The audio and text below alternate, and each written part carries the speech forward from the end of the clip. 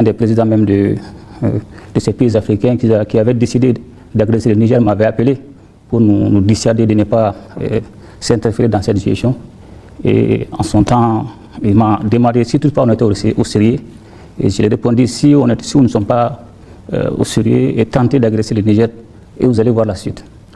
Donc après une heure de discussion, le président en question avait vraiment été sûr et il disait qu'il était le seul rempart pour pouvoir voir une éventuelle négociation. Mais il disait que la décision d'agresser le Niger était déjà validée.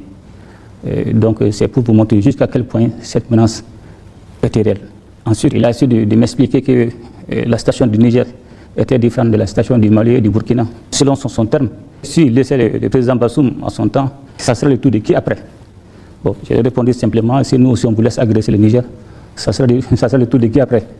Donc c'était de bonne guerre. Donc finalement, je pense qu'il est revenu à la raison quand il a vu qu'on était réellement décidé à défendre le Niger. Donc c'est pour vous dire que cette menace était réelle et pour vraiment formaliser notre union, donner un caractère juridique légitime à notre union pour défendre le Niger, nous avons décidé et signé à l'unanimité et de façon simultanée la charte de Liptako Gourma pour instituer l'Alliance des États du Sahel. Et dans cette charte de Liptako Gourma, à son article stipule la mise en place d'une défense collective et d'assistance mutuelle entre les États membres. Aussi, dans son article 4, vise à combattre les groupes armés terroristes sous toutes ses formes, la criminalité transfrontalière et surtout le banditisme. Donc dans son article 6, ce qui est le plus important, qui dit l'atteinte à la souveraineté et à l'intégrité territoriale d'un État membre de l'Alliance sera considéré comme une agression et obligera une assistance collective et mutuelle des autres membres de l'Alliance. Donc je pense qu'aujourd'hui c'est une réalité et je pense que c'est ça qui est la garantie de cette confédération.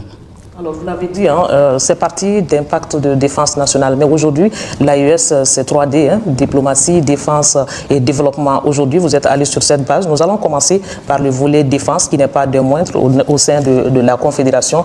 Dites-nous quelles sont les avancées notoires que nous pouvons noter aujourd'hui par rapport à cette question de défense. Qu'est-ce qui a été fait dans le cadre de l'harmonisation, de la coordination des actions militaires? Donc, quand vous regardez de près la charte de Liptako Gourma ne contenait qu'un seul pilier, le pilier de défense et sécurité. Donc, conscient du fait qu'aujourd'hui, on ne peut pas dissocier la défense aux questions de développement. Et comme on le dit, sans le carburant, le char ne marchera jamais. Donc, aussi conscient du fait que sans une diplomatie soutenue, ces deux piliers ne pourront pas prospérer. Raison pour laquelle, lors de la déclaration de Niamey, nous avons décidé qui a consacré plutôt la création de la Confédération. Donc pour élargir le pilier de défense aux deux autres piliers, à savoir défense, sécurité, et développement et diplomatie. Donc pour revenir à votre question concernant les questions de défense et de sécurité, il faudra reconnaître depuis la consécration de la création de la Confédération le 6 juillet 2024 à Niamey, et aussitôt les différents ministres de la Défense et les chefs d'état-major généraux se sont mis à la tâche. D'abord, en un premier temps, il y a eu la mise en place des officiers de liaison dans les différents pays afin de coordonner les différentes opérations. Ensuite, il y a une phase de montée en puissance pour aboutir à la force unifiée. Parce que quand vous regardez dans la feuille de route de l'A1 de la Confédération, le Mali était demandé de travailler pour la mise en place de la force unifiée. Et donc, il y a eu ensuite une phase d'entraînement, il y a eu des exercices tactiques à Niamey, et en plus des États du Sahel, le Togo et le Tchad aussi ont participé. Donc c'était le début de la montée en puissance. Donc aussi il y a eu la formation des officiers d'état-major par l'école de maintien d'Alou Blonenbe du Mali. Donc toutes ces actions ont permis de faire la montée en puissance de la force unifiée. Donc comme vous vous êtes rendu compte, on a mis l'étendard de la force unifiée. Bon, de façon pragmatique, de façon visible, il y a eu des avancées majeures en termes de sécurité. Bien vrai que des défis persistent toujours. En tenant compte même ou en regardant les principes même de la guerre, le premier principe qui est la liberté d'action. Aujourd'hui, nos pays disposent de cette liberté d'action, des mouvements. Aujourd'hui, on est libre d'aller où nous voulons, de faire ce que nous voulons. Donc ça, ce n'était pas du tout possible dans les années passées. Donc quand vous regardez aussi, depuis 2023, il y a eu plusieurs opérations conjointes contre ces groupes armés terroristes. dont les plus récents sont IRECO 1 et IRECO 2. Donc ces opérations nous ont permis effectivement de neutraliser plusieurs groupes terroristes, et surtout des leaders, ce qui n'a pas été possible à travers certains pays étrangers ou certains pays de puissance qui avaient même mis la tête de ces chefs terroristes en termes de prix. Donc aujourd'hui, force est de reconnaître que l'ES aujourd'hui est parvenu à changer cette dynamique, non seulement à neutraliser des centaines de terroristes et détruire plusieurs sanctions de terroristes. Donc aujourd'hui, cela nous a permis de pacifier un peu la zone. Donc quand vous regardez aussi en termes d'autonomie stratégique, nos pays ont beaucoup souffert du fait qu'on n'avait pas cette liberté, cette possibilité d'acheter aisément les équipements parce que c'était sous-traité par des pays qui instrumentalisaient ce secteur pour pouvoir nous influencer. Mais il faudra vraiment force et de reconnaître aujourd'hui, facilement avec des partenaires sincères, nous parvenons à nous équiper et à mener nos opérations de jour comme de nuit et en ayant toujours l'initiative. C'est-à-dire nous pouvons attaquer l'ennemi avant que ce dernier ne déclenche les hostilités. Donc tous ces facteurs n'étaient pas du tout possibles. Mais Dieu merci, aujourd'hui, c'est vrai, les défis persistent parce qu'aujourd'hui, quand vous regardez, nous ne sommes plus dans la phase traditionnelle de combat contre le groupe armé terroriste. Maintenant, c'est la phase géopolitique. Parce que quand vous regardez l'environnement, le fait que les modes opératoires de ces groupes armés terroristes changent en longueur de journée, et cela veut dire qu'il y a tout un arsenal derrière qui développe la stratégie, qui oriente les cibles en fonction des enjeux géopolitiques. Certains partenaires mécontents qui ont été aujourd'hui chassés de nos territoires, et sachant bien que c'est une question de survie, parce que non seulement ils ont perdu leur position en termes de géopolitique, en termes d'influence, aussi ils ont perdu en termes de ressources dont ils ne vont jamais nous laisser tranquilles, et forcément vont essayer de nous créer des problèmes. Mais de façon globale, je pense qu'aujourd'hui la Confédération AES a marqué beaucoup de points en termes de défense et sécurité. Non seulement nous avons la liberté d'action, nous avons l'initiative, et aujourd'hui la force unifiée est déjà opérationnelle, et elle va prendre le relais.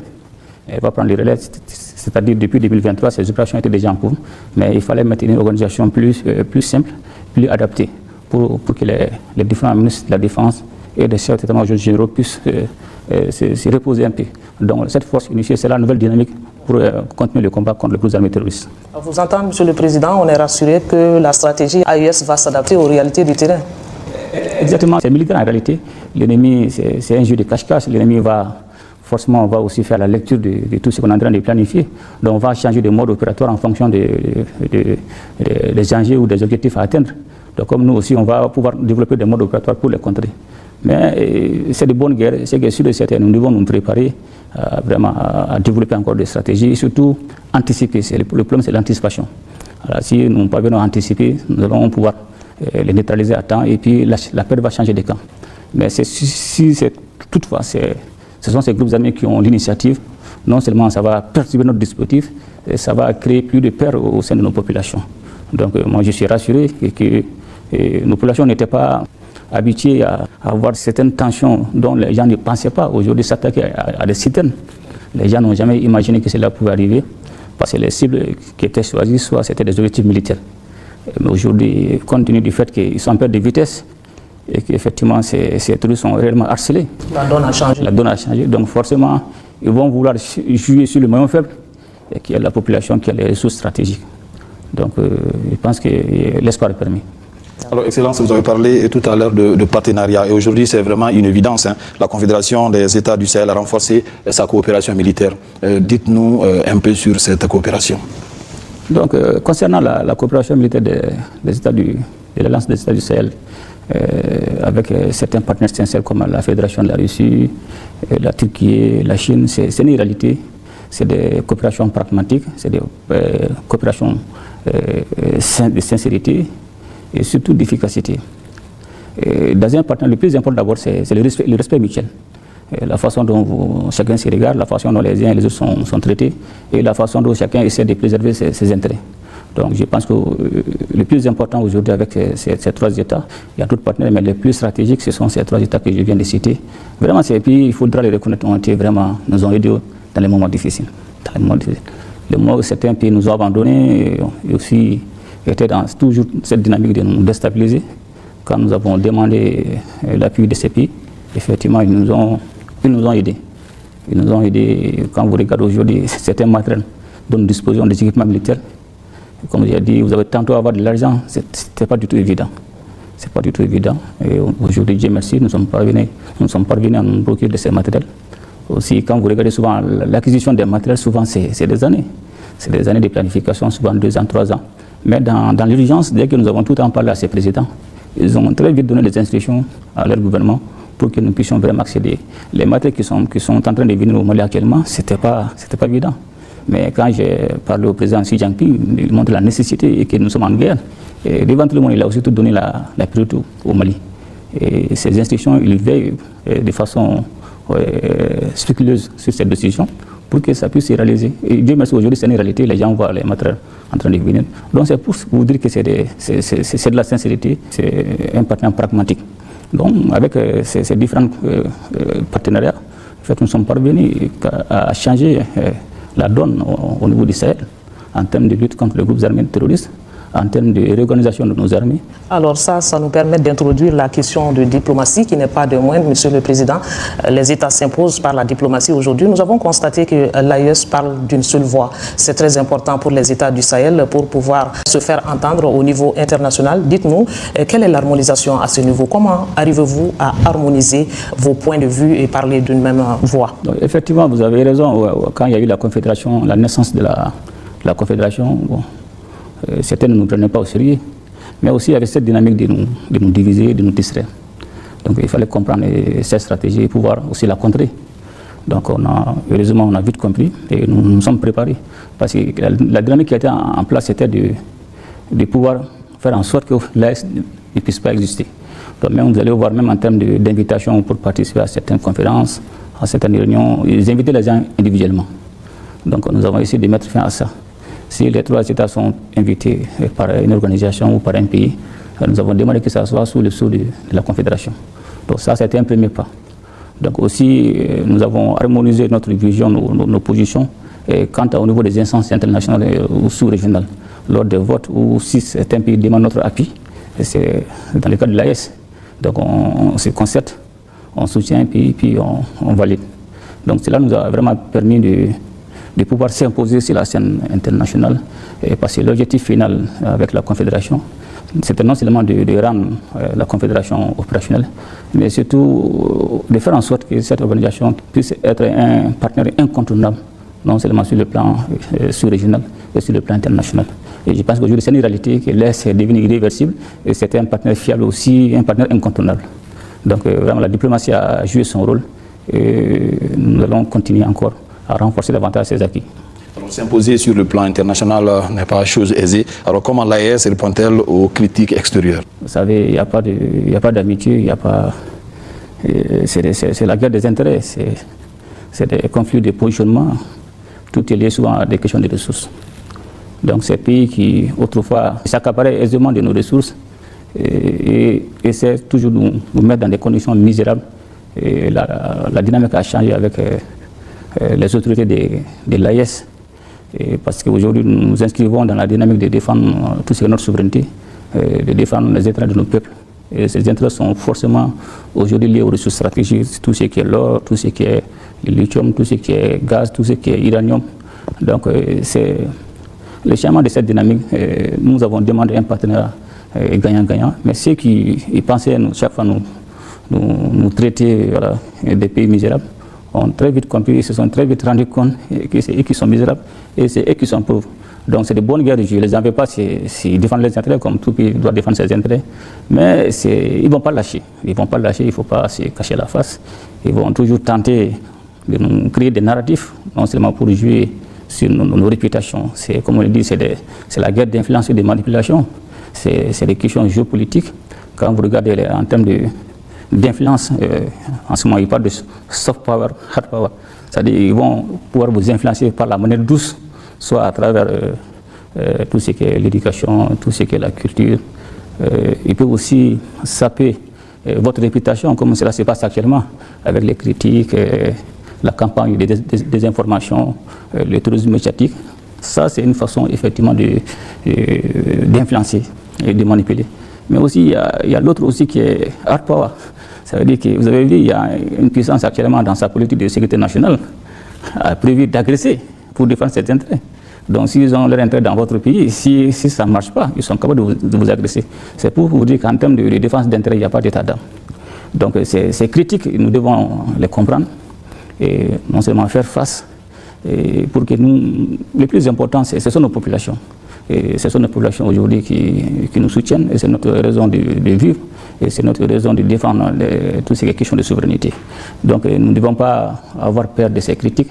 Le plus important, c'est toujours l'état d'esprit. C'est toujours l'état d'esprit parce que c'est une guerre psychologique. Votre perception ne peut pas tenir réalité pour moi. C'est ce qu'il faudra comprendre comme ça. Quand vous pensez que je ne suis pas bon, cela n'engage que vous. Mais moi, c'est notre réalité. Donc nous devons comprendre que c'est leur perception, ça n'engage que eux. Donc on ne peut pas, ces perceptions ne peuvent pas devenir des réalités pour nous. Donc le moins qu'ils vont continuer à nous coller des narratifs, à jouer sur des questions des droits de l'homme pour essayer de créer des problèmes au niveau des instances internationales, il faudra comprendre qu'ils ne vont pas lâcher. Et tous ceux qui ont accepté leur dictat, ils ont un système tellement bien fait, même si la personne est sale. Dès que vous acceptez, aussitôt ils vous lavent, ils vous mettent du parfum, et vous dites qu'il est bon, c'est l'homme qu'il faudra fréquenter. Donc c'est la politique de deux poids et deux mesures. Donc le plus important, c'est parce qu'ils défendent leurs intérêts, ils sont capables de tout. Donc c'est à nous de comprendre que c'est une question de guerre d'intérêt, une question de positionnement géopolitique, géostratégique. Et c'est à nous aussi de défendre pour nous. Aujourd'hui, l'AES, pays est une nouvelle dynamique géopolitique incontournable. Avec toutes ces ressources stratégiques que nous avons, l'uranium, le lithium, l'or, on peut faire beaucoup de choses. Et ça. Alors, Monsieur le Président, vous l'avez dit,